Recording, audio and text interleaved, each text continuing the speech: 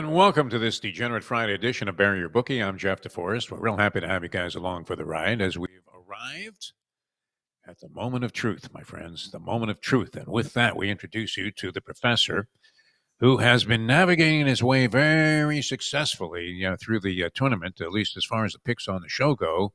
And I would imagine having success all across the board with the other tournaments that have taken place. Professor, how are you, my friend? I'm good. Good to have you with us. I'm not really good because the world's coming to an end with the market, and Yeah.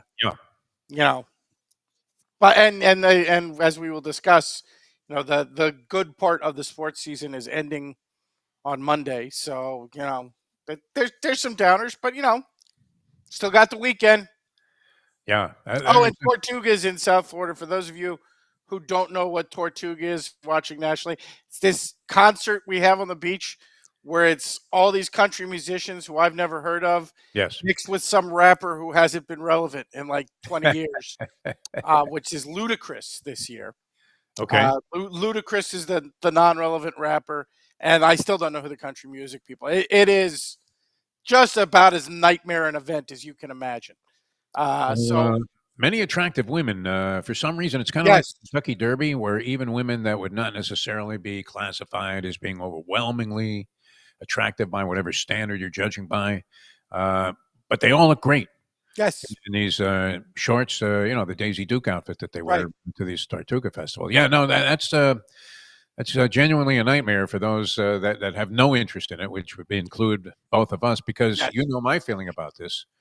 That if Trump was going to sign any executive order, I guess he couldn't do this because of the backing he got from several of these people. But it would be to ban country music. I mean, really, if we put tariffs Ban on it. country, Just get if we rid of it. put tariffs on country music sales, if we put a tariff on the city of Nashville, I Yes, would completely back that 1,000%. I'd be wearing a MAGA hat right now Right? if we could get that one consideration. All right, under consideration today, and I did want to have you touch, since it's appropriate with the Final Four on the big board a little bit, if you're up to it. But Yeah, we we're want gonna do to that. we want to handicap these games, and we're starting with the first offering, which is what, Florida and Auburn, right? We talked about it on a previous show, and I looked a little bit more into it at the break. Um, I will mention Defo threw it out there, and I had the same thought before we talked earlier. But I actually think in women's basketball, and I am not a women's basketball expert. I'm not claiming to be, uh, but it looks like UConn's overpriced to me. I'm showing currently 7.5. You said it was 8.5 It earlier was in eight the and a half show. the other day. I was Uh, shocked. I'm showing currently 7.5. I think they didn't know where to price him the other night when they failed to cover against the USC without Juju Watkins, who's USC's Pete Maravich type, and they did not cover. And really, at the start of the fourth quarter, it was still a ball game. I kind of feel the same way tonight. You look at this UCLA team; they only lost 2 games all year. One was by forfeit. The other, they lost to USC, but they came back and beat USC in the Big Ten tournament. Again, UConn looks pretty significantly overpriced at what I'm showing is currently 7.5 right now. I'd be inclined, if you were inclined at all to take women's basketball, I'd be inclined to take UCLA in the points tonight. Yeah, I would too. I mean, I'm looking at it just from a numerology standpoint in terms of how the teams were regarded coming in, and I thought UConn. I said without any great in-depth knowledge, but just from watching a few of their games towards the end of the season and in their tournament, I thought, wow, that team's likely to win it all. Looks like Gino's going to do it again.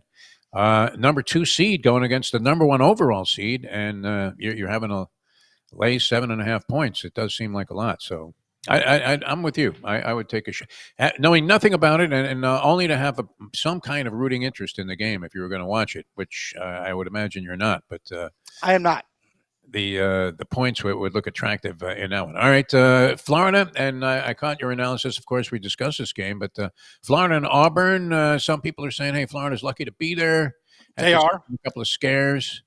Auburn, after losing 3 or 4 to end the close out the regular season, kind of diminished in terms of their level of favoritism or the level of people that thought that they were going to maybe go on and win it all. I don't know. I was impressed with their performance against Michigan State. You were not. So Not I think it, particularly. I thought they had multiple chances to put that game away early, both in the first half and then at about the 10-minute marker or so, and they could not close against a Michigan State team that really struggled offensively. They were leaning heavily on Kohler, who is not exactly an offensive stud, but Auburn kind of made him look like one. Draw points of that game. I think again we talked about in an earlier show.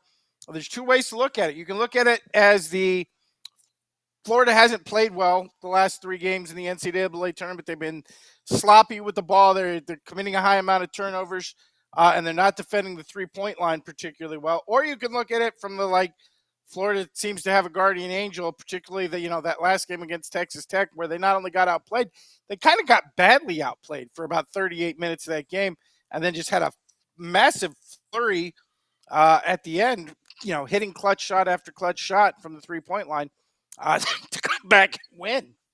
I tend to view it as a ladder. Excuse me. yeah. That while fortunate, you're also kind of seeing the quality of the Gators overall. And then you go back to that game in February. They only played one regular season matchup. Florida kind of handled Auburn in that game. I mean, they only won by 9, but it was at Auburn, and it was actually probably a little bit bigger than the final score. And then you get delved further into it. Florida turned the ball over 12 times in the game. So, they kind of had the turnover bug in that game and still managed to handle Auburn. You get in the matchups. I think Auburn will have problems with the Florida Bigs, who played a large role in that Florida comeback the other day. I think, Broom is not going to want to chase those kids out on the perimeter, where a couple of them, Condon and is it pronounced Hauer or Hewer or however it's pronounced? Hauk, excuse me, but it's spelled weird. I don't think Broom's going to want to chase either one of those guys around the perimeter. He's more of a traditional post player. Florida plays physical with those guys on the defensive end of the floor.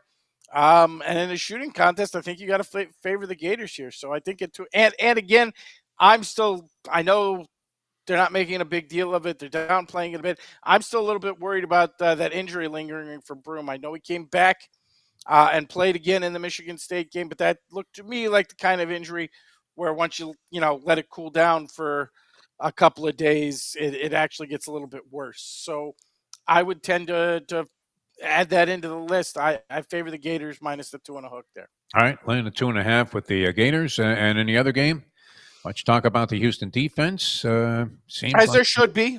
I yeah. mean, you saw against Tennessee, they are capable of an absolutely elite defensive performance. I like the Cougars here. I think if I said it to you, if I am John Shire, of all the teams, this is the one I do not want to play. I would much rather play Florida and Duke than play a veteran group who is used to playing rock fight kind of games, which we've seen a lot of in this tournament. Um, Again, if you're Duke, you got a bunch of young, high flying kids. You play at a reasonably hot pace. Houston's not going to do any of that, and they're very good at it at forcing their pace onto teams. I think this is exactly the kind of matchup I would not want to face if I'm Shire and I have a team that's basically freshman led. Now I know they've gotten good contributions from Proctor throughout the tournament, but that was not consistent in the regular season. And again, one of the things Duke likes to do is use their size, and they are big across the board. They don't have any giants on the team, but I think the average height of the team is 6'8". They're big across the board. They like to use their size to be physical on both ends of the floor. Well, you're not going to out physical the Houston Cougars. And while Duke is taller, I'm not sure that Houston's not actually pound for pound bigger, because Kelvin Sampson loves those guys who, go like 6'8" and 235 or 240 along the front line. You're not going to push a Houston team around, and I think if you try, you are absolutely playing into their hands. So if I were Shire, even though you have a week to prepare, this would be my nightmare kind of matchup, particularly with a team as young as Duke coming into this one. So definitely favor the Cougars. Excuse me, plus the 5.5, and I like the under in that game. I think that will be a fairly ugly basketball game. All right, they're looking at the Again, Cougars. it's just the way Sampson and the Cougars like to play. I need them to hit it on the money line to win a pool. I need them I to win. think they have a chance. I really do. I think Houston is very alive. They're the longest odds, I believe, in terms of current betting left on the board, and which makes sense because the other three were the Yeah. top three picks at the start. I think Houston has a live chance in this game. All right. I mean, I hope. not in this game, for the title. So Yeah, I it's hope good. you're right. I really do. I could use the money. All right. You have something related to the Final Four. Yes, we have a Yeah, big big board. board this week, and I think it was appropriate because people have heard all kinds of analysis, but they have yet to hear anything quite like this. So you have the big board of Go Final for yourself. Of If I'm course, the big board is an invention of another show we do. yeah, That's sort of our unique perspective on sports. And this week, yes, the big board is the big board of Go Go Final Final for for yourself. Yourself Yes. 2025 edition. All right, here we go. Number So we 5. go to number 5, which starts with, could you pick a worse city than San Antonio? The city that Charles Barkley got himself in trouble for noting that all San Antonio has is big old women who like to eat churros all day long. It's funny. Yeah, not much going on there in San I Antonio. mean, nothing more exciting if you're a 19-year-old college kid there to enjoy your weekend than a visit to the Alamo, because that's what the kids really enjoy, is some you know fairly obscure piece of history from 200 years ago. And you could top it off, as I told you, if you look at the things to do in San Antonio lists, Tim Duncan's Auto Shop is actually listed As on an that attraction. as an attraction. So, go hang out and watch them chrome some mufflers at Tim Duncan's Auto Body Shop. That sounds like another fun trip. If I were a college basketball star with a bunch of NIL money in my pocket, looking to Yeah. spend my Sunday in between the semifinals and the finals, the Riverwalk and Tim Duncan's Auto Body Shop. That sounds like big fun to me. That'll keep you in a hotel playing video games. And you might run into Tim himself, who was not exactly Mr. Personality. Exactly. That takes us to number 4, which is All for right. everybody talking about, NIL ruined the tournament, the transfer portal ruined the tournament. What really ruined the tournament is these goddamn COVID kids. It is just so past due for you to move on to that Taiwanese league that only plays 8 regular seasons game that I was betting back during in COVID for lack of other options to do. Like, I'm sorry, Auburn's average age 23.5 years. I think Florida's average age is something like 22.2 years. It's not that kids are getting paid, and it is not the transfer portal the reason we're having a down tournament. We're having a down tournament because we can't get rid of these fucking COVID kids. That they're there for their 8th year of college basketball. No wonder they look good together. They've been playing longer than any team in the NBA. Why are Auburn and Florida in the Final Four? Because they're literally older than the Oklahoma City Thunder in terms of average age. People wondering about the picture. This was earlier in the year. This is Florida and Auburn in their matchup back in February. It does look like the geezers at Caesars. All right, that's number 4. Number 3. Number 3, and this is why we don't like the Final Four. This is maybe the biggest reason we don't like the Final Four. It's the last good team sport betting event until summer. I mean, until football. Like, I know, and I'm sure you got people on the show who are super into baseball. I can't imagine anything more dreadful than these baseball bets. People want to, will there be a run or no run in the first inning? Who's going to hit a home run? How many outs is a pitcher going to run? Can I parlay 3 guys to have 1 hit or more? Like, oh my God, the whole idea just makes my head hurt. And as I told you, well, yeah, if you bet the no run first inning, you only got to watch the first inning. I defy you to watch a week's worth of Marlins first innings without killing yourself or developing a serious drug problem. You'd be tempted to take the zeros. Goose eggs in the first. I personally believe the one area in South Florida where cocaine should be legal should be at Marlins Park. I think it is Just legal. to keep What do you people talk into it. You get it, but I don't think it's legal. I think if they, if you are sitting in Marlins Park during a game, they should let you do coke just to keep you interested.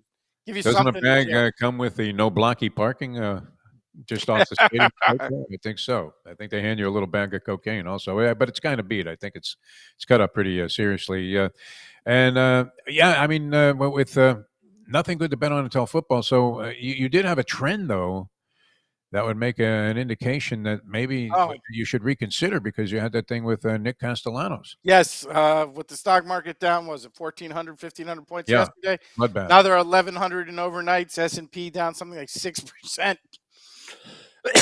um, yeah, I mean, seems like we're headed for Black Friday. Yeah, So betting on Nick Castellanos home run fits totally within the historical Nick Castellanos hits home runs during national disasters pattern.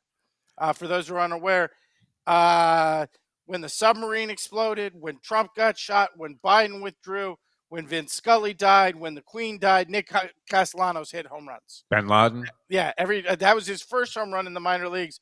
Was the night we killed Bin Laden. I don't really consider that a tragedy, but I guess for some parts of the world it was. Well, I mean, it Um, certainly was a worldwide event. anyway, I mean, anytime there's big worldwide news, Nick Yeah. Castellanos hits home run. So with the stock market, forcing everybody to go back to work, I guess. Uh, Nick Castellanos home run makes a lot of sense tonight, fitting into the pattern. All right, that's number 3. Nothing good to bet on until football. Number 2 on the list of go Final Four yourself. Topic we talked about coming into the tournament, Defo, which is Jewish settlers have totally taken over the city of San Antonio. More 304 Jewish settlers, coaches. more Jewish settlers at the Final Four than there are on the West Bank. Yes. As I have heard it, so much Jewish influence in this year's Final Four that Kelvin Sampson is making his team listen to Sammy Davis Jr. records so they'll fit in. I believe the game is also being broadcast in Hebrew There you go. all around the United States for those that are inclined to feature that as their primary language. You got John Shire, you got Bruce Pearl, and Todd Golden, all Jewish. I mean, it's a throwback era, is it not? I Right? mean, you It's go like back to the 1940s. yeah, it's like Dolph Shays had 30 children that took over the sport. Somewhere Joe Klein is banging his red-headed head against the wall, going, "Why did I go into coaching?" It's like watching, the Globetrotters before integration. Yeah, I mean, how is Hebrew National not somehow Right? involved with advertising on the logo or something along those lines? Yeah. Again, so many Jewish coaches coaching in the Final Four this year that Lender's Bagels have been added to the stadium food in San Antonio. So it could be an all Jewish matchup in the final there, which would make it the Jewish national championships. It's very possible. I mean, one game's definite, and we'll see what Shire does with Duke. Yeah. So interesting angle. All right. That's number 2. This is go Final Four yourself. And number 1 on the list. A lot of people excited about this Final Four because we're getting 4 number 1 seeds, and they are 4 statistically great teams, so people expecting great matchups. But let's be honest, what do you really have in this matchup? 2 cheaters, a sexual predator, and Duke. Like, this is the most hateable group of Yeah. all time. And for those who are saying, well, you basically can't cheat as a coach anymore. That's true. But when you could cheat, Pearl and Sampson did a lot of it. And while the University of Florida did find that Todd Golden didn't commit any Title IX violations, they limited to just Title IX violations. And we know from Bob Kraft, you could be a creepy old sexual predator and get away with it Yes. for no particular reason. And if you've read the stories on Todd Golden that were published in the Gators, student newspaper, he's got some predilections that make Lane Kiffin seem like a normal guy by comparisons. He's got some online relationship habits that are not what I would say fall in the realm of healthy. And then you've got Duke, and not just Duke, Cooper Flag Duke. Like, I mean, an entirely hateable program. I mean, there is nobody to feel good about in this Final Four. It's just a collection of teams that everybody should despise. And leading to the conclusion that everybody out there, while you enjoy the games, keep in mind that you should go Final Four yourself. Exactly. Good stuff, Professor. As always, good luck with your wagers. I don't know. Will you ante up a couple of bucks now in this women's game? I think I'm gonna. Yeah, actually. Just take the points. I mean, I gotta say, I am no expert. Right. So keep it on strictly recreational level, but it looks like a steal. Seems like it should work out. So of course Yeah, they'll lose by 20. All right, Professor, we love you, probably it'll man. probably be like 55-14 at halftime. But yeah, Thanks everybody for being with us. Thanks, Professor. Always right. a pleasure. The Professor, ladies and gentlemen. All right, good luck with everything. A lot of differential in terms of opinion offered on these games. I don't know that there is one definitive conclusion. Duke does look like it's going to be an awfully tough out, although the Professor very encouraging for my chances of cashing a ticket. I need an obvious series of 2 straight miracles for Houston to prevail. First over Duke, 5-point dogs.